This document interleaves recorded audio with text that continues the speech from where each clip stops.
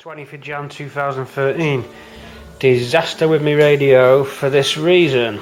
We start another day, by the way. We start another day, we start another night. We're in the R&D department. A bomb's gone off.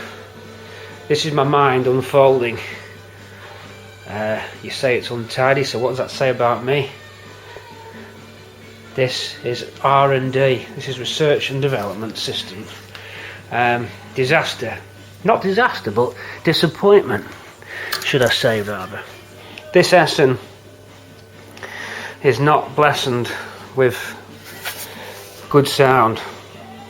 Distortion, dry joints, rust in the aerial socket didn't help, and a noisy volume control knob, so it needs servicing. Basically the radio needs servicing, and it's just not doing what I want it to do. It's essentially a good set, but it needs some work. It isn't running very well. There's no FM on it, and there's poor reception on the medium wave, even with it tuned into the aerial. I fire up my little Holt cheap £15 car boot Hamburg, and it sounds like a trooper. Now you think, well, look at this piece of junk, but no, it sounds like a trooper. It takes the MP3 bang on. It's so crisp and clear compared to the Essen. When I had the Essen on the bench, I was thinking that's something not right here, it's just distorted. Now it could be the amplifier circuitry on the Essen's different. It's not designed to take the MP3 line out, but I did check the voltage on the scope and it wasn't beyond any normal limits. So I put it to one side. I'm going to get nowhere with it. I don't know what I'm going to do with it, but I'm going to get nowhere with it at the moment. So I'll box it back up and put it to one side to keep moving, keep momentum. I'm on another Hamburg now. This is a 76, I think. I'm about to check that out. It's a later model, too late for the car, but you say too late for the car. Actually, not much difference between that and the earlier Hamburg, except that this was made of chrome. So there's not a mega difference. I'm going to convert this anyway, and I'll sell it if I don't use it. So someone out there can buy it off me. I'll just want my money for my time on that one. But this cutout suits the Hamburg, which has got a slightly larger bezel front on than the earlier one. Have a look, so I'll show you what I mean. That bezel there is slightly wider, that fascia. So that meant that this, hang on, it's a bit of a, this goes into that as it should. That's the correct size cutout. Not that it mega mattered, but, and also the other thing I was thinking of with this set is that the chrome front, whilst looked really tidy and nice, well, I thought looked a bit too 60s. Very, very nice chrome front, gotta say. For someone that Essen's going to make a great set, but I just think it's probably not for me. Once we get it fixed, we'll sell it on. It needs some work. But this front suits more what I'm looking for. To me, it suits the dash. Have a look at this. It's kind of like in that zone, isn't it? Plastic and chrome. And this is a Ford item. I don't know if it was right for this year, and I don't really care. I think I like it anyway. It's going in and that's all there is to it. That's fitting in there, and I like that face plate. So we've got the right face plate. We've got a backing plate for it to pack it out because the hole's bigger than that. So that's fitting on there. It's going to be a sort of nice chunky effect to go in there. So that's how that is.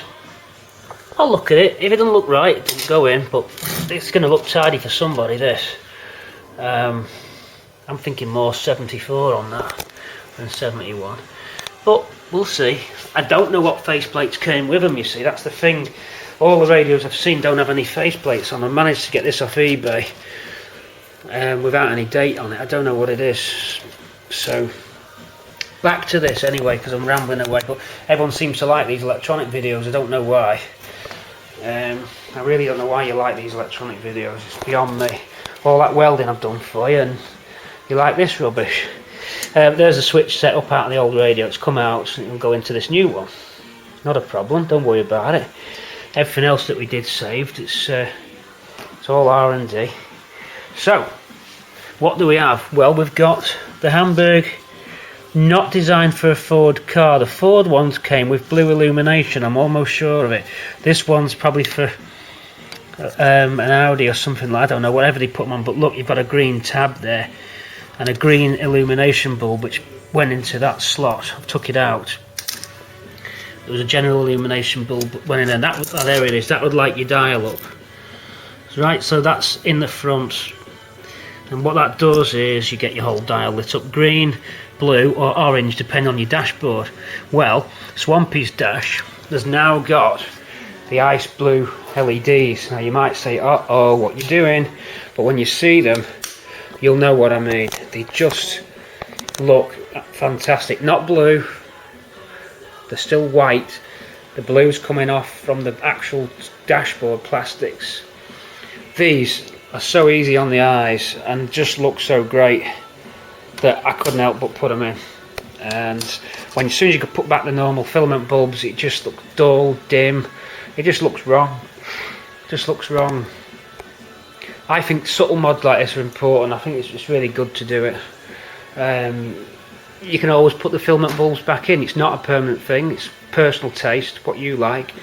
And I think it just sets it off. You get this sort of blue effect here, and then a little bit reflects onto the dash. The whole thing just looks tasty. So to get that effect universal, I want to have this nicely lit and I want it to flow into the radio. So I want the radio to have the same ice blue effect. Now the blue's created by the paint on the actual dashboard inside the plastics, as well as the fact that the white LEDs are ice white LEDs, so you get a mixture of white and blue together, gives you that ice white feeling. Okay, sounds like a dessert, doesn't it? Sounds like some mints that you could go out and buy. Get that ice white feeling. Well, I want it on this. I don't want green. Green will look wrong. Might be good for somebody, but not for me. Little green piece of plastic there has got to come off. We've got to find a blue piece of plastic. That'll then give us a blue power on LED there, which is what Ford's had in them. Okay, this will have to go because it's a green bulb. We'll replace that now with LED. Blue LED in there will give us blue on that, blue point. And then with plenty of room in here to fit an array of LEDs, white, blue, white, blue, white, blue, to combine to give you ice white. So we're going to put a blue, a white, a blue, a white and a blue in a row. Discontinue that socket effect. They'll get glue gunned into this, cable coming off, and away you go. And then I can also put the status LED. You know, you talked about that one in the other car. Well, I'll do this different. I'll probably do this in red, so you'll get a little red dot coming on for your MP3 when it's active. So that's how I'm going to play it on this one. So away I go now to do all that. I'm not going to film me glue gunning, and just going to film the finished product. I'll probably flip it over to show you how I did it. So name of the game, create this lighting effect to get it brighter and to match the dash lighting. That's the idea. And then also, of course, to convert the radio to the MP3 output. Luckily this set does have the phono hookup point at the back. It's already got the electrical connections on it. It is a later set, but the sound out of this just sounds great. And there'll be nothing worse than saying, oh well, because that set's a bit older, I'm prepared to put up with a rubbish sound. I'd rather have a newer set and a better sound, rather than someone saying, oh, that radio wasn't made in that year. Well, I'm not that bothered about that. It's in the general zone. 70s, 70s, 70s. And don't forget, I've got 2 more sets in the post as well to pick from as well. George and Ray are on with 2 sets of mine, and they're virtually the same as this, except that this bit's chrome. So when George's set comes back, I'm probably just going to convert that as well, and then I'll have 2 in stock. This will come out because I need this to test everything. This will come out, and then I can sell this, or I can switch it across to the green car as a mod. So I'll see what happens. But either way, the work today is not going to get wasted, because it's going to keep the momentum going, and that's the important thing. I want to get this all boxed off and into the dash working. I tried to do that with the Essen over there, and I've been stopped in my tracks because it didn't work. So I've just lost a whole day on this, messing about, but I'm happy about it. So that's a full video, which is, I'm not going to put it as part of the series. I'm going to tag this separately. It's not going to be part of the restoration, this film. You've got 10 minutes here worth of me explaining what the hell's going on, and also it keeps you guys in the loop. Some people are saying, well, they don't mind, just post videos up, you know, even if it's a load of garbage, apart from the idiot that keeps putting the thumbs down. Of course, they don't want me to post anything. But electronics talk, that's all fun. Keep your eyes out for one of these, because they're good sets. Don't let them pass you by. They're alright, good pieces of kit, and they're very convertible. So that little needle wants the orange paint on it as well. So I'll give this a little mini refurb, clean the buttons, little refurb, then make it ice white. So it'll be nice and bright in the dash. You'll certainly be seeing this set. You know, they sort of sit there all dim. I'm going to make this look something great. Here we go then. LEDs to glue gun in first. Solder up and glue gun in.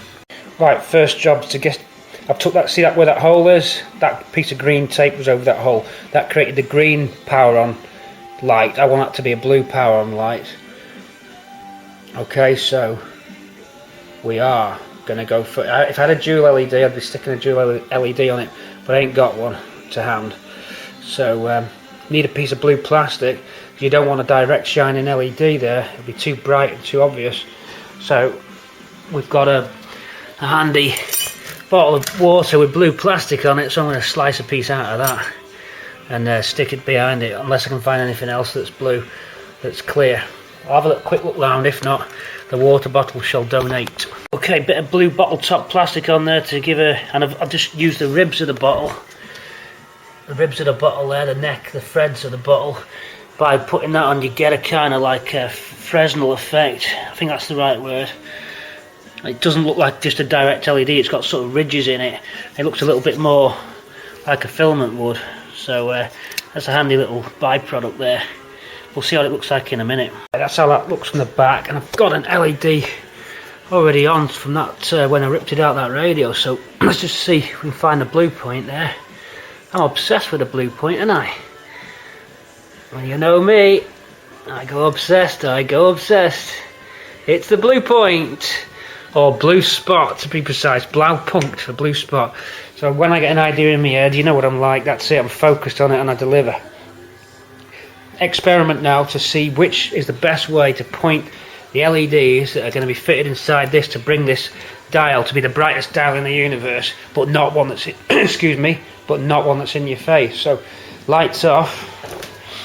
It's all gone dark except for the blue.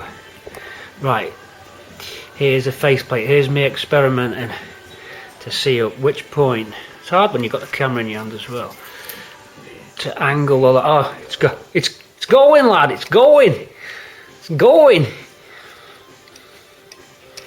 I'm already there. It's going. Right, you just point them up. That's very easily done. It's only going to need a few. Bloody hell, wanna do it. Okay, I know where I'm at. Leave that with me. I'm on the mother.